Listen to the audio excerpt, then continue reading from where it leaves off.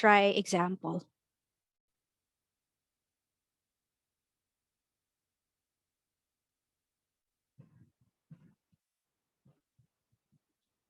So we will try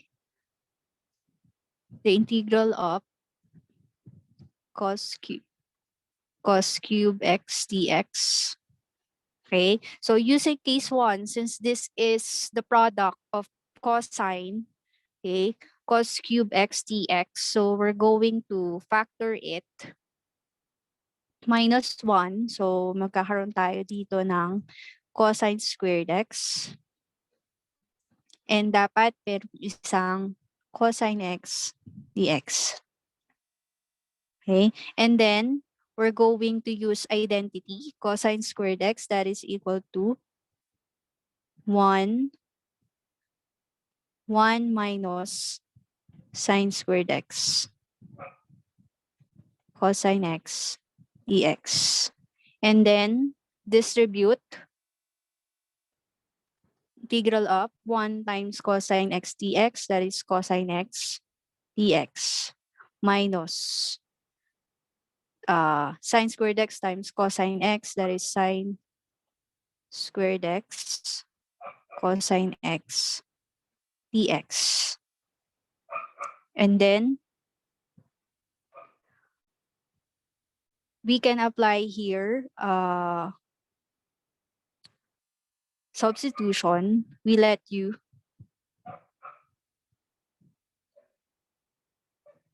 the integral of sine x. Let u be equal to sine x, and the derivative of u is cosine x dx, this one.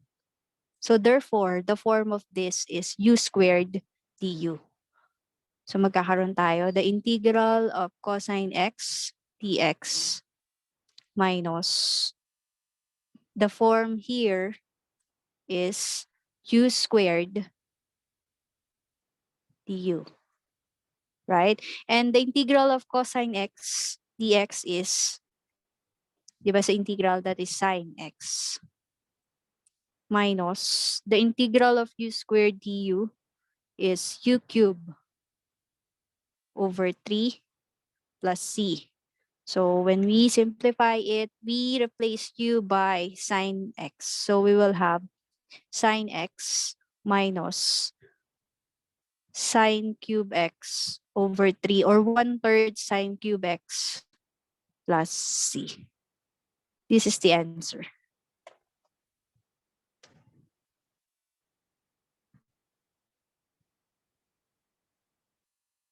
So here in this topic, before we use substitution or the basic integral formulas or by parts, we need to apply first the cases.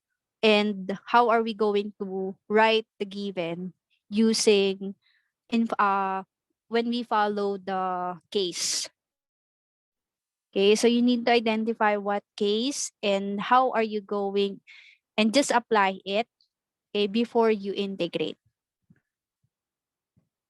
Question.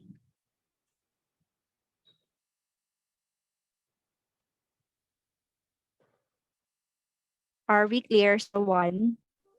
Apo. So this is for cosine. Next. What? Are we clear sa one? May tanong ba sa one? Number 2.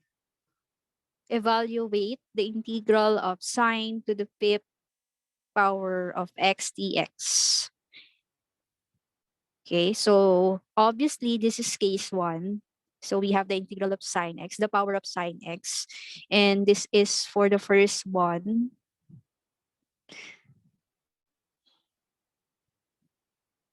So we will express this. So meron lagi sa dulong sine x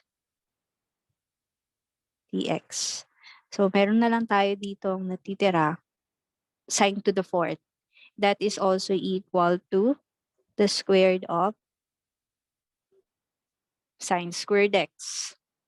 para ito ay gagamitan natin class ng identity that is equal to 1 minus cosine squared x sine x dx. And then, we're going to expand this. Okay? So we can distribute the integral sign and this one. So when we expand this, we will have the square root of 1 minus cosine squared, that is 1 minus 2 cosine squared x plus cosine to the fourth x, right? Multiply by sine x dx. And then distribute sine x dx in each term and even the integral sign. So we will have the integral of 1 times sine x dx, that's sine x dx, minus 2 integral of cosine squared x sine x dx plus the integral of cosine to the fourth x sine x dx. Okay? Then, meron na to sa formula. The integral of sine x dx is negative cos x. And here, yung kanina nating sagot, kasi merong negative 2. Using, again, substitution, you let u naman dito ay cos x, right?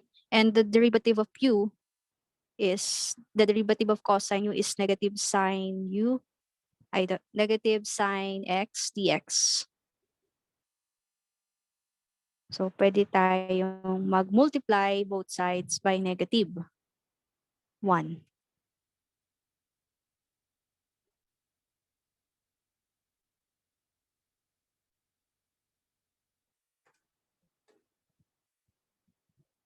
Okay, so we will have again integral of sine x dx, it's negative cos x. And here, we will have the form negative 2. So magiging positive. Kasi ang sine x dx, that is equal to negative u. Negative du times negative 2, it becomes positive. Integral of cos, that is u squared du. Okay? Plus, here, your u is, so ano pa din, substitution, let u be equal to cos x, and derivative of u is negative sine x dx. Multiply both sides by negative 1. So negative du, that is equal to sine x dx. So magiging negative na to.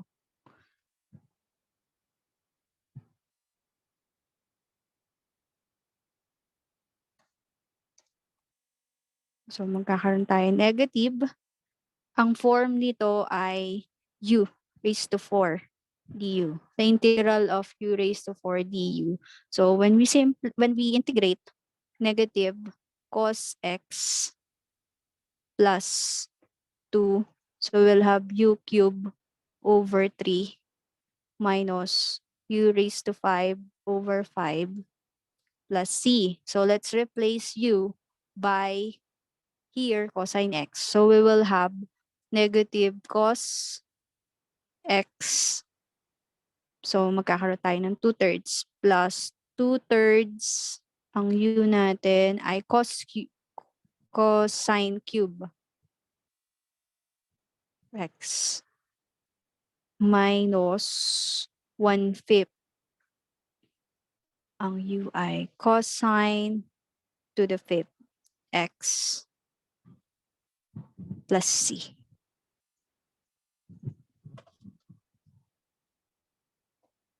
That's it.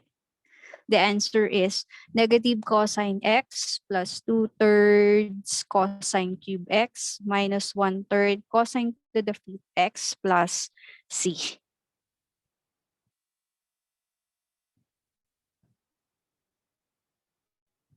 Question.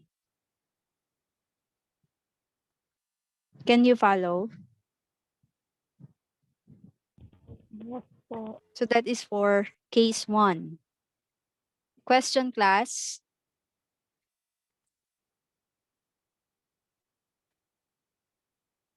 Wala. Wala. Okay, wala. Next. That's case 1. Next, case 2. Anyway, nandito naman yan. Okay, kaso dito nilagyan ko ng ginawa kong definite integral. So anyway, madali na naman yan. Isa-substitute nyo na lang siya sa nakuha yung integral. Okay, next, case 2. Case 2, the integral of sine to the n power of x cosine to the n power of x dx, where at least one of the exponents is a positive odd integer. So pag meron isa na odd integer, and syempre, this is only for sine and cosine, you're going to apply case 2. The solution of this case is similar to the method used for case 1. Okay, so if n is odd, so ibig sabihin yung power ni sine ang odd.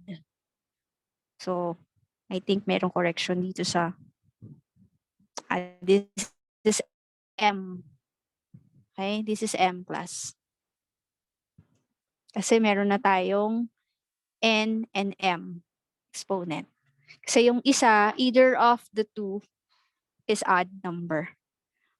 Okay, so the integral of sine to the n power of x cosine to the m of x dx, where at least one of the exponents is a positive odd integer, the solution of this case is similar to the method used for case 1. If n is odd, the integral of sine to the n power cosine mx to the x, wait, kulang na naman.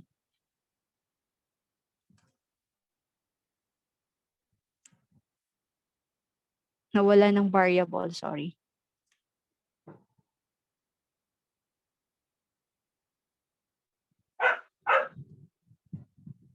Okay, so again, the integral of sine to the n power of x cosine to the mx dx is equal to sine raised to n minus 1x cosine to the n power of x times sine x dx. So, ganun pa din, class. Kung ang power ni sine ang odd, dito magtitira kayo dito sa dulo. Okay? Sine x dx. Okay? And then, so just follow this. Sine raised to n laging minus 1. And, syempre, itong mismo, nandito pa din siya. Is equal to, lagi natin kailangan kunin ito. Kasi nga sabi, ang case 2 ay parang katulad din sa case 1. Okay? So, kailangan maging even yung nasa loob. Yan. So, sine squared x. So, that is equal to, using identity, 1 minus cosine squared x. Okay? Raised to n minus 1 over 2 times cosine to the n power of x sine x dx.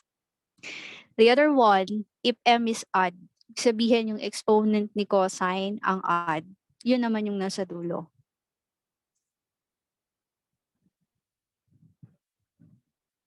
Okay? So we will have sine to the n power of x cosine raised to m minus 1. Kung ano yung odd, laging minus 1 doon. X cosine x dx. Okay? And then simplify sine to the n power of x times cosine squared over 2. So same lang naman yan. Times cosine x dx. 1 minus sine squared x. Gawa dito. Okay, that is equal to 1 minus sine squared x. This is n, sorry. Daming correction pala sa module. This is n. Sine raised to nx multiplied by 1 minus sine squared x raised to m minus 1 over 2 cosine x dx. So let's try example.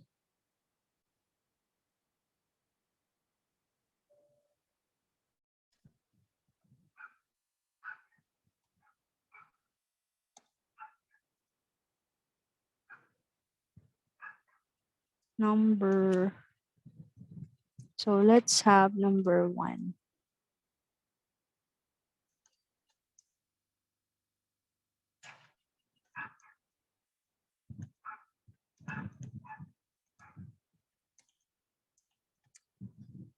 So using case 2. Okay. The integral of sine cube x cosine to the fourth power of x dx. So here, using case 2, ang add natin ay si sine. So yung una. Okay? Ang susundin natin. Okay? Ang power ni sine ang add. So therefore, we will have sa dulo na sine x dx. So may matitira na lang na sine squared x, right? Sine squared x. Tapos, of course, yung cosine to the fourth. And then, this is equal to 1 minus cosine squared x. Cosine to the fourth x sine x dx. And then, simplify.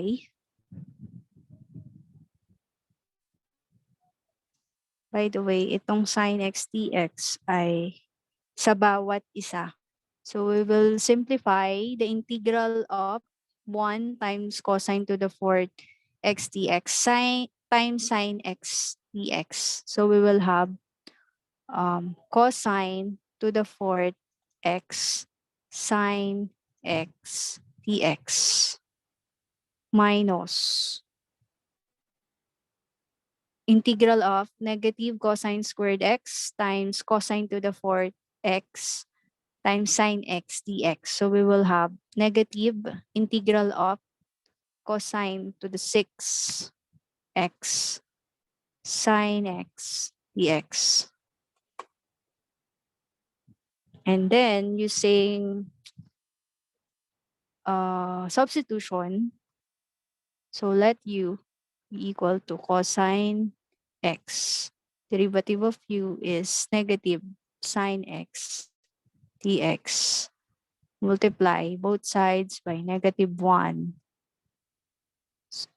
So negative du, that is equal to sine x dx. So the given is in the form, the integral of u raised to 4 du.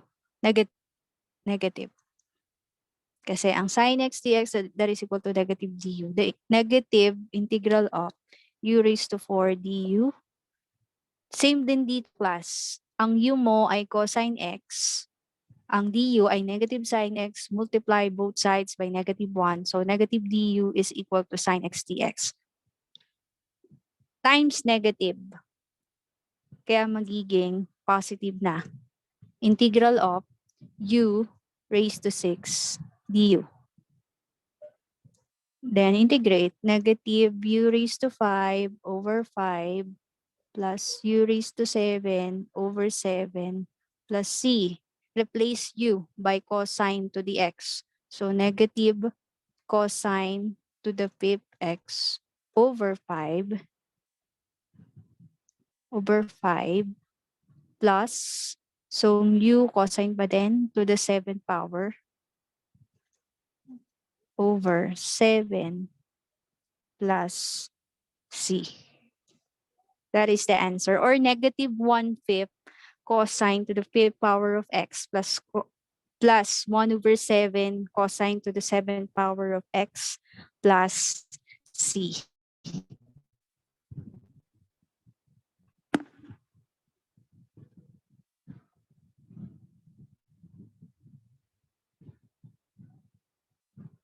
Okay? Question class.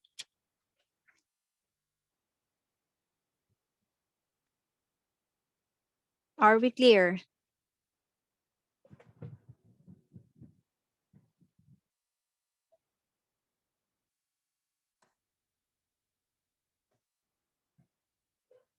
So let's continue.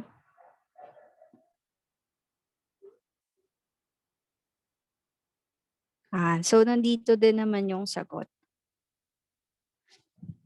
So we cannot follow the procedures of case 1 and 2 to integrate powers of sine and cosine when neither exponent is odd.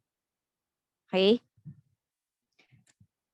So ibig sabihin, parehong even. Hindi natin pwedeng gamitin ang case 1 and case 2. So dapat kasi either of the two is odd ang power. So we cannot follow that. And then we cannot follow the procedures of cases 1 and 2 to integrate powers of sine and cosine when neither exponent is odd. In such a situation, we apply one or both of the following identities. Okay? So meron tayong sa identity, hindi ko sure kung natatandaan nyo, ang sine squared x that is equal to 1 minus cosine 2x over 2 and cosine squared x that is equal to 1 plus sa reduction formula 1 plus cosine 2x over 2. Diniscuss ko to kasabay ng double and half angle. So sine squared x that is equal to 1 minus cosine 2x over 2 and cosine squared x that is equal to 1 plus cosine 2x over 2. Okay? So dito kasi siya papasok sa case 3. For case 3 class, the integral of sine raised to n x dx, that's the first, okay, under case 3. The second one, the integral of cosine to the n power of x dx. And the third is the integral of sine to the n power of x cosine to the n power of x dx. Okay, so sa una, sine lang. Sa pangalawa, pag cosine. Pangatlo, combination. Okay, kasi 'di ba kanina, sa case 1, itong dalawa. Case 2, ito. Pero yun nga, hindi kasi natin pwedeng gamitin ang case 1 at case 2 pag parehong even. So, papasok ang case 3, where both m and n are positive even integers.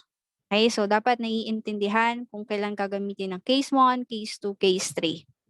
Okay, case 1 kasi either ay basta meron sa kanila ang case 1 kung sine lang, case 2 sine or cosine lang for case 1, case 2 dalawa na sila pero isa sa kanila ay odd. Sa case 3 pareho silang even yung power nila. Okay, so sa una, the integral of sine to the n of x dx that is equal to sine squared x raised to n over 2 dx, which is equal to ang sine squared x that is equal to 1 minus cosine 2x over 2 raised to n over 2 dx. Next.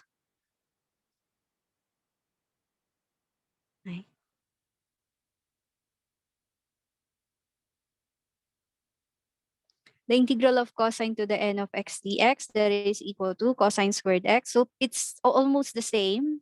Iiba lang syempre dun sa function. So the second one is for cosine. So cosine squared x raised to n over 2 and cosine squared x using the reduction formula that is equal to 1 plus cosine 2x over 2 raised to n over 2 dx. And for the third one, pag both, okay, yung given ay may sine at may cosine and both of them are positive even integers. So we will have the integral of sine to the nth power of x cosine to the n power of x dx, that is equal to sine squared x raised to n over 2 cosine squared x raised to m over 2 dx. And pagsasamahin nyo to.